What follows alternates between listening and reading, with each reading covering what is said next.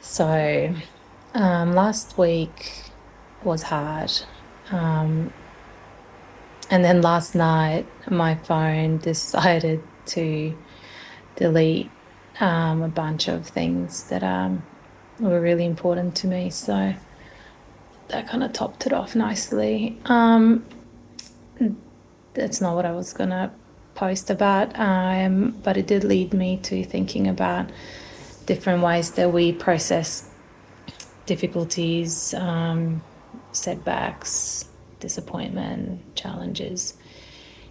And I'm not talking about trauma though, that's a different system altogether. So day-to-day stuff. And in counseling, a lot of the times you'll hear, well, take some time out and do some journaling and reflect. And that is a really useful strategy for people that process cognitively. And for those that don't, it's a pretty poor use of time, and not fully effective anyway. So what are these different styles of processing challenges? So there are the cognitive that I just mentioned. So these types of people, they need time out, they need isolation, preferably they need to think things through, potentially journal, but it's a very internal process. So they need time to come up with a solution, if there is a solution, or get to a place where they feel some level of acceptance. And then there are people that are emotional processors. So kind of flips that cognitive on its head, where they need the emotional discharge first before they can get insight. So that might mean, frustration, anger, crying, or just a bunch of going through the waves of emotion. And then once the emotion is released from the body, then insight will arrive and they'll be like, oh, it's because of whatever. Then we have the creative processes. So they need a creative outlet for insight that emerges kind of symbolically in a lot of ways. So whether that is painting, drawing, music, whatever. I'm not creative, so I wouldn't know what other creative things there are to do. So, but creative processes need to engage in a creative process for insight to emerge. And then there are people that are somatic processes, so they need to engage their body.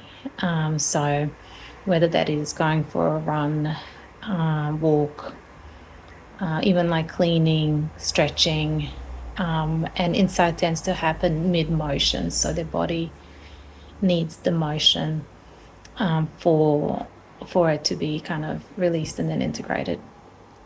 And then there are the relational processes, and that's my predominant style of processing. So they process through conversation, through talking it out, through discussion, and then insight will happen mid-conversation rather than all these other ways. So yeah, I mean, you could fall into multiple categories. No one is like black and white. But most people have a predominant, well, not predominant, let's say optimal way of processing things. Like I can also be very cognitive, and I can get into my head and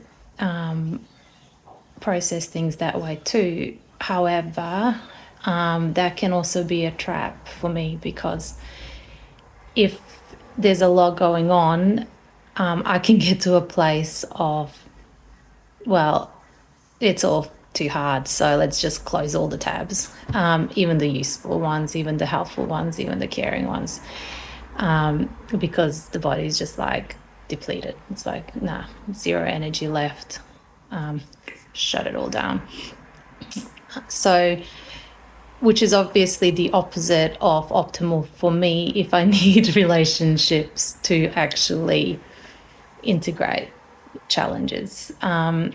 So, yeah, I mean, we're all different. Understanding your own way of processing helps you get to that place faster. Understanding around other people's means that you're not going to impose your way onto them. Like, I'm not going to go up to a cognitive person and go, hey, let's talk about it, because that would just be annoying. So yeah, hopefully it helps.